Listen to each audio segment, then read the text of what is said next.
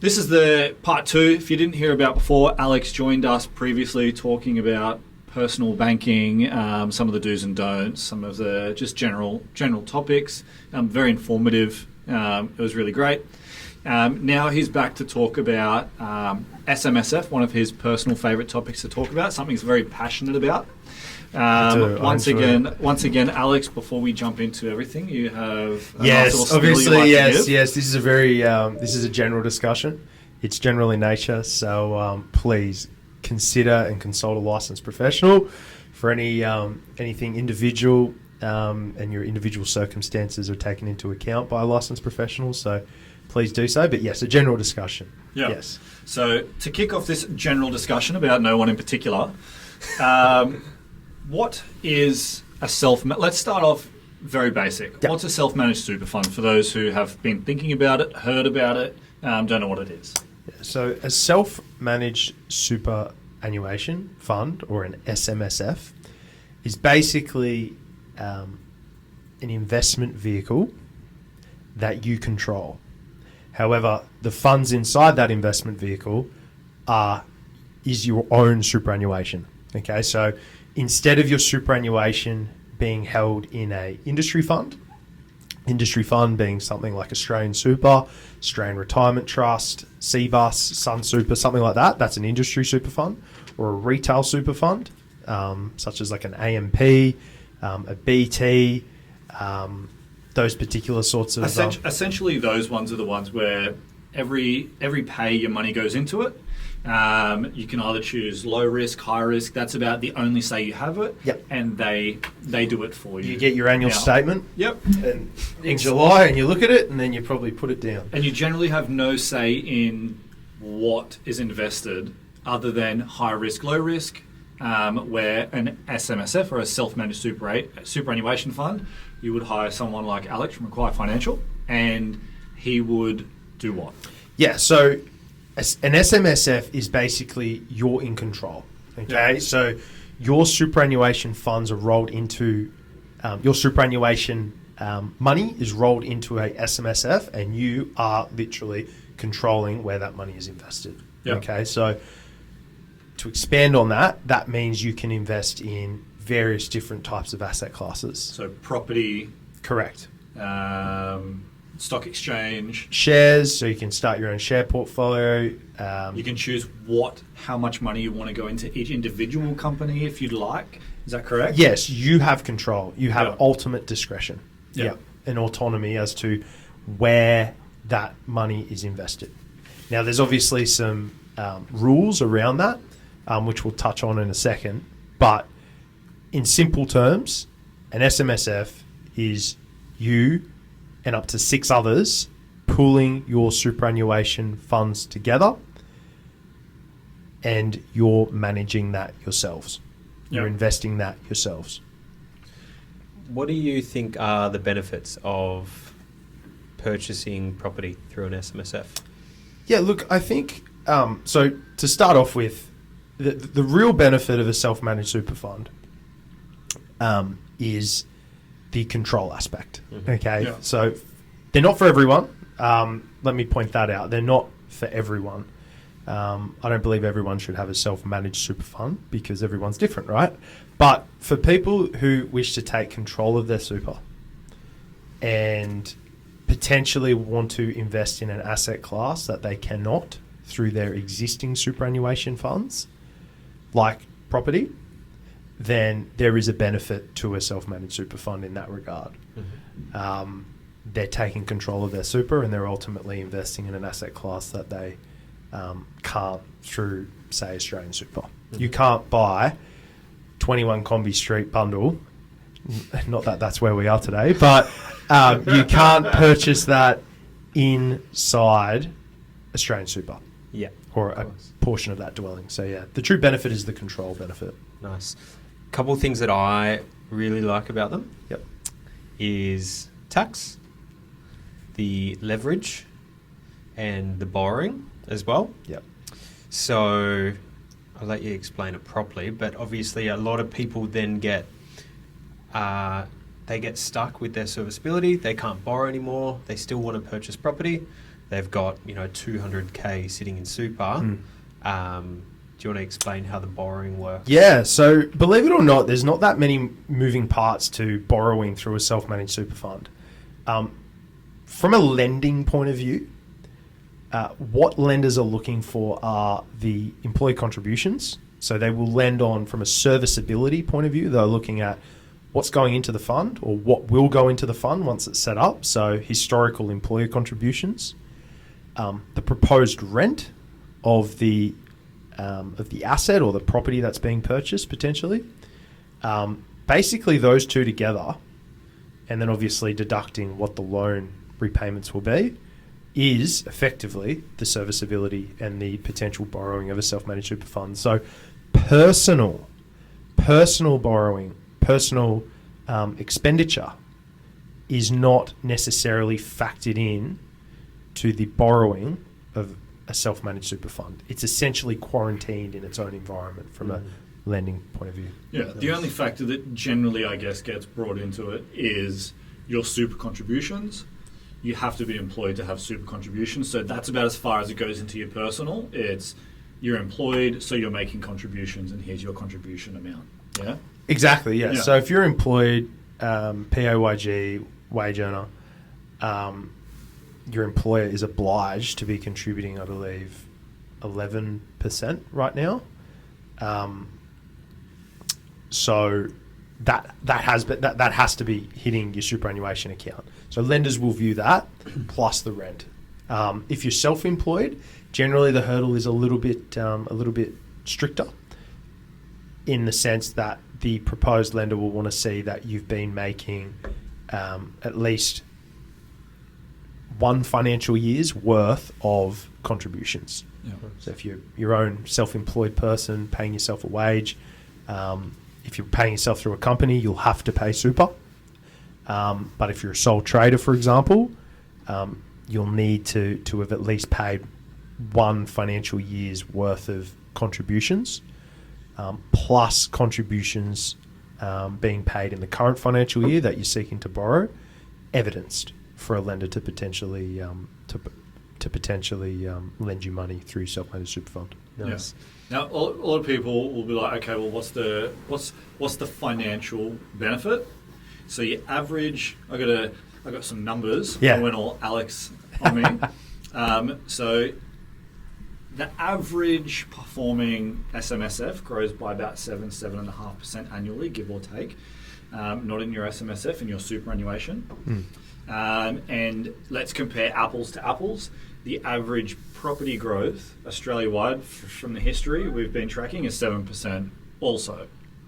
Now, if we have $200,000 in our superannuation account, not an SMSF, and we leave it in there for 20 years, compounding at 7%, we end up that $200,000 ends up being into $600,000 and some change. Now, if we take out that $200,000 out of our superannuation and we put it into an SMSF and we utilise that $200,000 to purchase a property, so it's a $550,000 property, plus we have a 30% deposit, plus stamp duty and legal fees, we're looking at about $200,000 there to purchase that $550,000 asset. If we follow that same trend over 20 years, both comparing 20 years to 20 years, property grows at 7%, which is what it's been doing since as far as we've been recording. That $200,000 that we pulled out of our super turns into $1.671 million, which essentially means we've lost over $1 million. If we keep our money in there, yes, there's the risk and all that fun stuff, which Alex, being the financial advisor, likes to mention, variations and whatnot. But if we go the average growth of an SMSF versus the average growth of an Australian property, $200,000 left in your superannuation. If we pull that out to purchase in property, we end up getting at that 20-year period an extra $1 million for our retirement. So that's what we're talking about. That's a huge difference. Yeah, you've created scale in your asset base. Yeah. Which And the important thing to remember is we're not growing on the $200,000. We're growing on the asset we purchased, which is the $550,000 house. So yes, we pulled out $200,000, but our 7% growth is on the $550,000 asset we purchased. And that's how we get that extra $1 million. And that can make a huge difference to someone's retirement, an extra $1 million. Absolutely, yeah. And then that comes into my next point is, when is the most opportune time to sell that property that we have purchased? Because not all things are equal. You don't want to. There might be a better time to sell, which could be accumulation versus preservation phase. Yeah.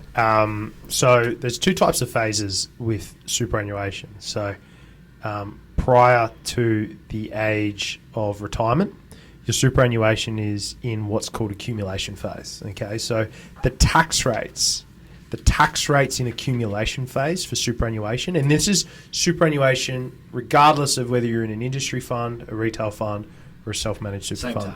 Same tax rate. So you've got a 15% tax rate on any earnings inside accumulation phase, and then capital gains tax as well as 15%. But if you've held the asset for longer than 12 months, the tax rate is then 10%. Okay, so even right now, for us, we're all in accumulation phase, right? Yeah. The maximum tax rate in our super is 15%. So the tax environment is very, very effective. And that, again, is the government's incentive for us to put money into our super. Yeah. To expand on that, once you reach the age of 60 and you're no longer working, your superannuation can go into what's called retirement phase or pension phase. And that is when the maximum tax rate in the superannuation fund is nil. It's 0%. Yeah. It's crazy, right? Yeah. So 0% is the maximum tax rate once that superannuation account goes into pension phase. So that can be at either age 60 if you're no longer working, or if you're still working, age 65. Yeah. Okay? You could potentially sell that asset and pay no capital gains tax. Once it's in retirement phase. Once it's in retirement phase, which for some folks is very, very significant. Yeah. So the taxation rates in super are really the major benefit. And once you retire and you sell that asset and you realise, because up until you sell the property, it's a non-realised profit. Yeah. You sell it, you're in retirement phase or pension phase, you've realised that $1 million, you can then utilise that money however you wish. Take it out, go on a holiday, do whatever you want to do. Yeah? Correct, yeah. Correct. Yeah, you can draw on it. And this is why SMSF is such a huge part of our strategy, is because we can create someone $150,000 to $200,000 worth of residual income through profit of investment properties. That's easily done. But the main thing is paying off our principal place of residence upon retirement. So if we get our client 3 or 4 or 5 properties during their working phase, and we have one in our SMSF, we sell that once we're in retirement phase, that profit that we've made can now go off to paying our principal. If it has not yet, it can then go into paying our principal place of residence loan off, and then some of our investment if they haven't already. But it plays a huge, or it can just stay in there. Yeah, it can stay in there, and can you?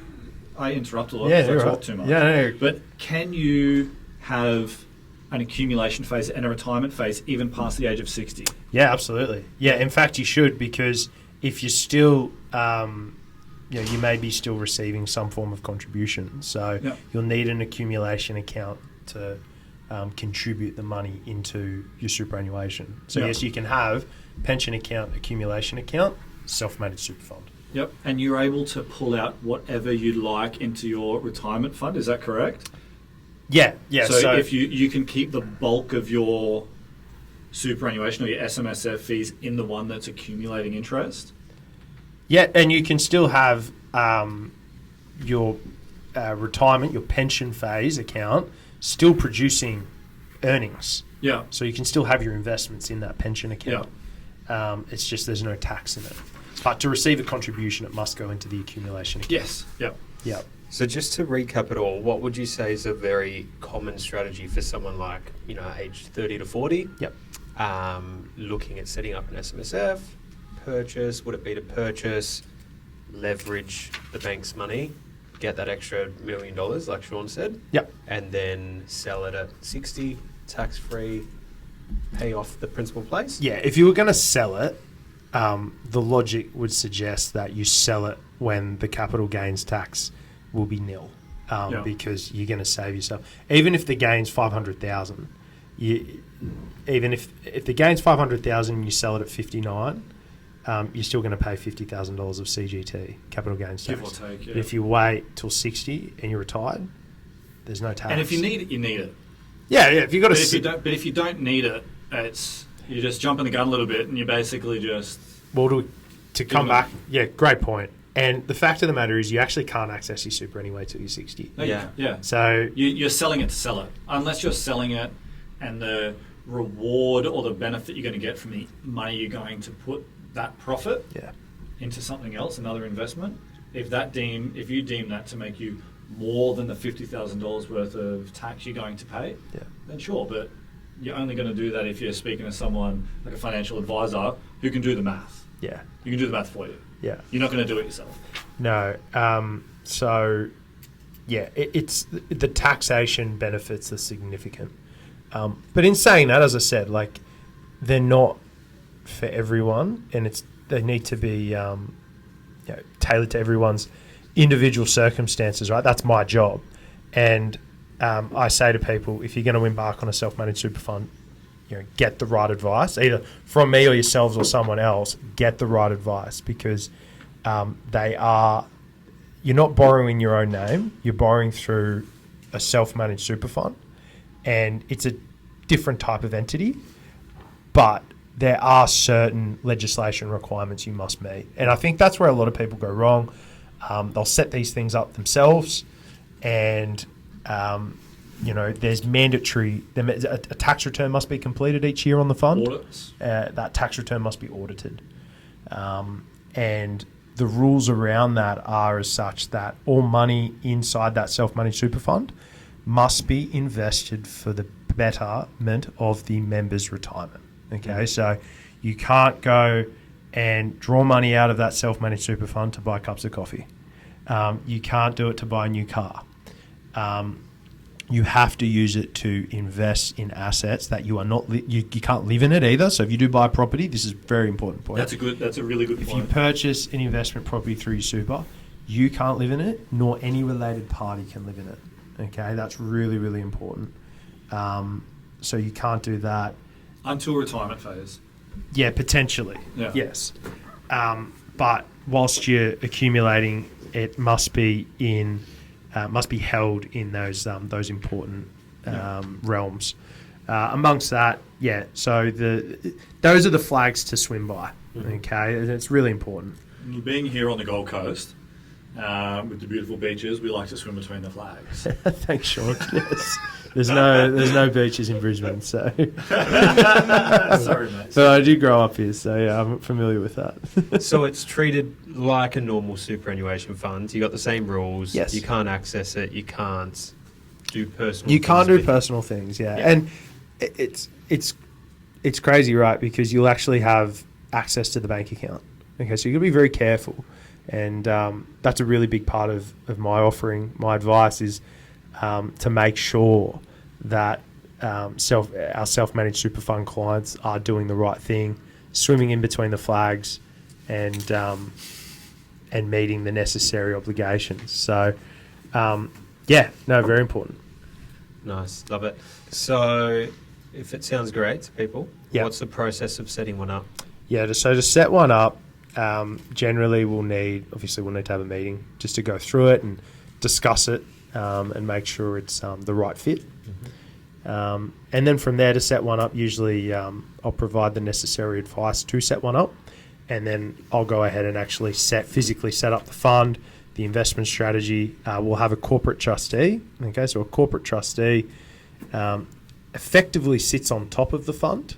Okay, and there'll be members of the fund as well, and all members will be a director of that corporate trustee. So the corporate trustee is effectively the driver of the fund. Okay, so we set up the corporate trustee, we then set up the fund, and then once the fund's set up, we apply for the ABN. And then once we've got the ABN, we can set the bank account up, And then once the bank account's set up, we can then roll money from Australian Super, for example, into the bank account. And then we can start obtaining pre-approval and moving our employee contributions over, as well as, believe it or not, your insurance as well. So you may know you'll have life insurance, income protection through certain super funds, or you may hold these policies yourself. We can actually get your self-managed super fund, if appropriate, to own and pay for those policies. Yeah, cool. So we can, just with a few strokes of a pen, no underwriting, no applications, no nothing. And that sounds like a lot of work doing all that, but someone like you does all of it? Yeah, I do. What time requirements are needed for a lot of our clients, a lot of people we speak to, anyone looking into an SMSF? How quickly? People, not so much how quickly, but what time restraints? How involved is it for the individual? Not very. What do they need to do? No, not very. Less than an hour a month, I would have thought. Yeah. And if it's an hour, it's probably me hassling you or following you up for something. That's my job. My job is to liberate that time, literally, for you in managing it. So, yeah, from a time perspective, not a lot at all. Yeah. But the big thing for someone with a self-managed super fund is wanting to take control of their super, okay, and investing in an asset class that they cannot at the moment. And obviously my job is to provide the right advice to ensure that a self-managed super fund is appropriate and in their best interest. Someone looking to set up an SMSF, Yep.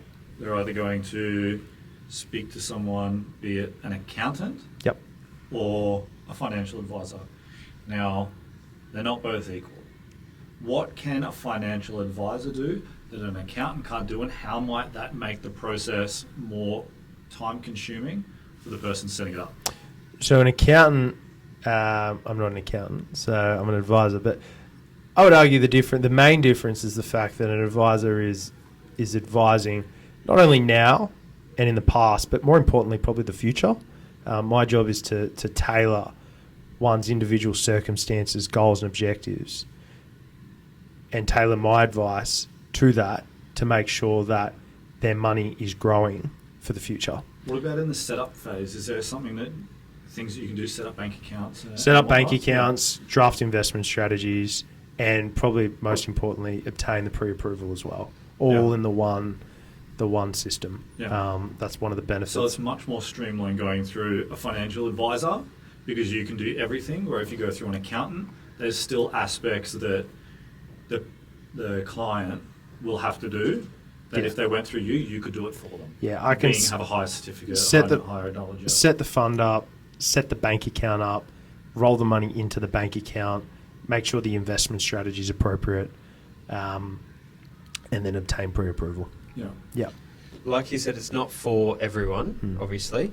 So we normally will ask customers their superannuation balance, because if they're sort of under 150k, then it's not really worth even suggesting to speak to one. But that's particularly with property. For purchasing property or an investment property through one. But that can be combined balance as well. Absolutely, yeah. So you can have up to 6 members. Yeah. So that could be a husband, a wife, adult children as well. It can be literally anyone. So up to 6 people pooling their superannuation balances together. And as you quite rightly point out, combining that together could potentially mean your overall self-managed super fund balance is above that $150,000. The requirement of minimum balance is somewhat of a grey area. So ASIC, the Australian Securities and Investment Commission, released an info sheet called Info Sheet 274 back in December 2022, which outlines some of the specific requirements of the minimum balances.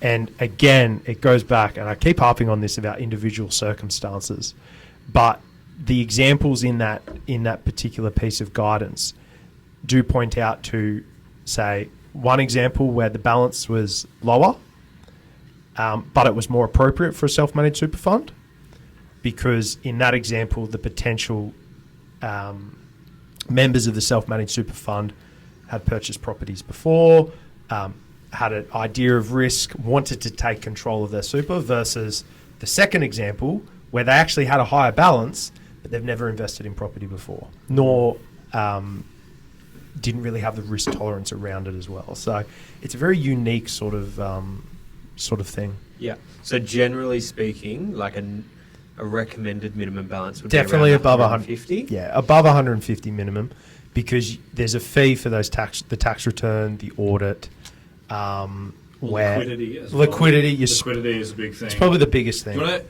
for those, most people might not, do you want to explain what the liquidity requirements are, or in general, when you're purchasing a property, what needs to be left remaining in the SMSF? Yeah, so for my clients, it's a minimum of 20,000. Okay, I do not want, because we know, right, with property, it's always the bill you least expect that hurts most. And if you're running a bank account through your super fund with a balance that can't meet the unforeseen property maintenance expense, you're in a bit of trouble. So, it's important you have generally at least $20,000 to $30,000 in a bank account through your self-managed super fund to fund those unforeseen expenses. Mm-hmm. Yeah. I found that with the borrowing point of view as well, we looked at it for a client that had less than 150. Yeah. The total purchase, I think they had 120, 130. Total purchase price was about 350. Yeah. And then to get something at that 350 purchase price that was actually good quality, Yeah. was very, very difficult. Yeah. So I think if you get the minimum balance of 150, there's obviously variables, but a normal purchase price might be around 500, and there's actually good quality properties there as well. So, you're spot on, because if you're buying for $500,000 purchase price, 20% deposit, that's $100,000 plus stamp duty. If you're running a self-managed super fund balance below 150,000, you're not going to have much left over. Yeah. Yeah. So I think, it varies. It does vary as per that info sheet, but it's you want to be looking at a balance above 150 and making sure those customers want to take control of their super. But that's where my job comes in. What I'm curious about as well is when they have a lower balance, what's your recommendation on if they should pull together with mum, dad, sister, brother, whatever it is, to get above that 150? What would you recommend there? Look, that's a really good point.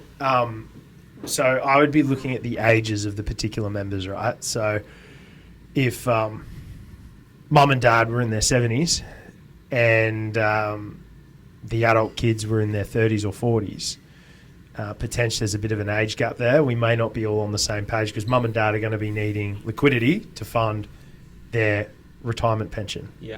So having all the money pulled together and then invested into a property may not provide that sort of liquidity. Yeah. Where it could work is, say mum and dad have, are in their 40s or 50s, have adult children who are working part-time potentially, and then pooling the superannuation funds together. And I think from a legacy point of view, that also adds a benefit as well, because the children are not only getting to experience what investing in property is all about, and they're going through the process, but they're also they're seeing it as well, right? They're doing it. Yeah. And it's that old saying, right? Children won't... Should be seen, not heard. No. Well, yours is being heard at the moment because you've just had a little baby.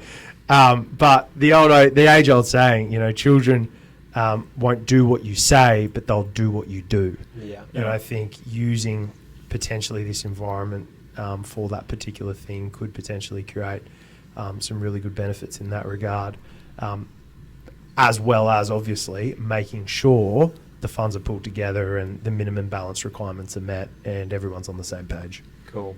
So let's say you do it with your husband or wife as well, or let's say you do it with your sister or brother, whatever it is, someone similar age, similar goals, essentially.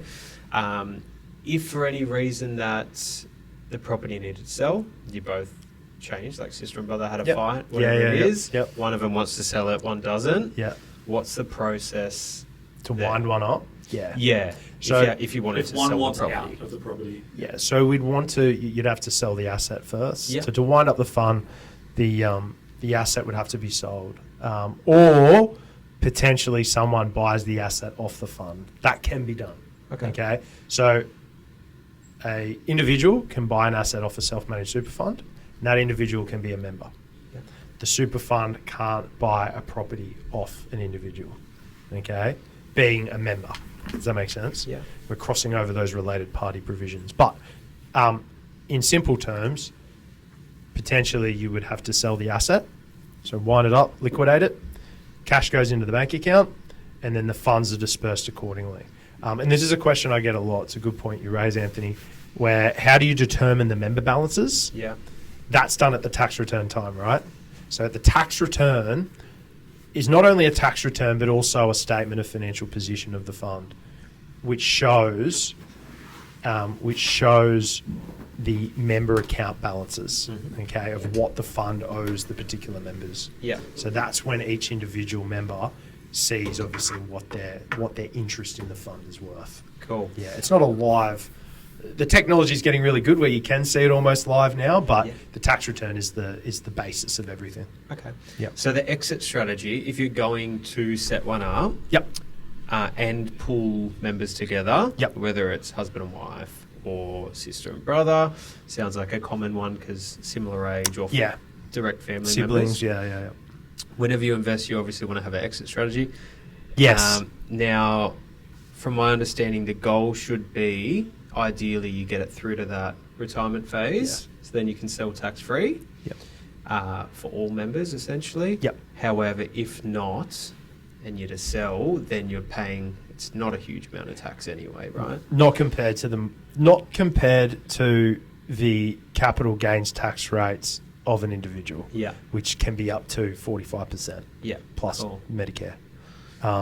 Effectively 47% in the dollar above 180. But yes, you're quite right.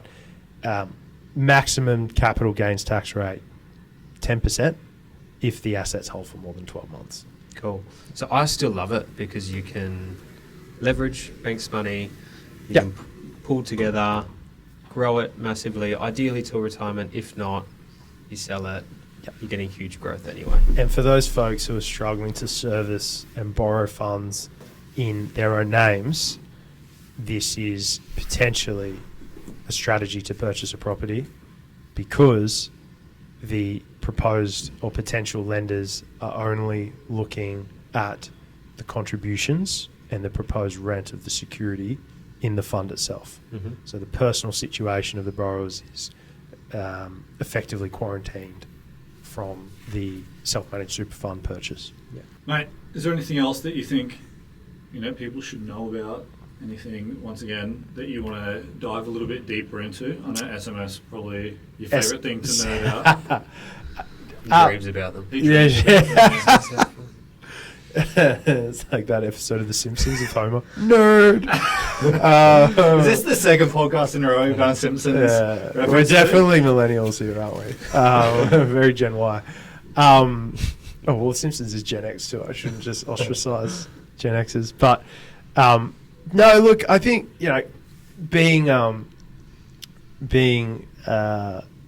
financial advisor and watching my clients grow and build their wealth, I guess the big point is really to start sooner rather than later and do something now to realize the true power of the compounding returns of the asset appreciation. So that would probably be my only point. And get the right advice to ensure that your purchase is in line with your plan and ultimately your end goal. That's probably the biggest point. Because where a lot of these things go wrong is people did not consult the right professionals and obtain the right advice. Yeah. That would probably be my finishing point. I was just curious, what are the mistakes you've seen people do with it? Like, have they invested in something they shouldn't have invested, like, I don't know, crypto or something like highly volatile in exotic. Effectively putting all your eggs in the one basket. Yeah. Okay. So, and putting all your eggs in a basket that probably isn't an appropriate basket. Yeah. So, now property could be argued in a way we're putting all our eggs in one basket, and that's an important part of my job to ensure that we mitigate that risk. But for as long as we're diversified in other areas, that's okay. But yeah, potentially there are risks involved with folks setting one of these super funds up, or even getting a loan and purchasing an asset that just isn't appropriate or isn't aligned to what they're trying to achieve, right? Yeah. Buying an asset for the sake of buying an asset. It's about ensuring that that asset is appropriate and set up for you to achieve your ultimate end goal. Well, it's been good having you in here today. We've touched on a lot of things. Obviously, we've broken it up into 2 or 3 different sessions, but it's been good hearing you. Very passionate about it. It's why we like to refer you our clients that need financial advice, whether it be brokerage, SMSF, that we think is appropriate. But if anyone is listening to this and they're in the southeast Queensland area or anywhere realistically, we like yourselves. I'm a nationwide. Alex from Acquire Financial, 10 years worth of experience, brokerage, financial advice. He's your one-stop shop, and it's who we like to use as well as part of our services. So, mate, thanks for joining us and coming on and giving your time to us today. Thank you. Chat about it. Thanks, Sean. Thanks, Anthony. I appreciate it. No, it's a great pleasure, and thank you.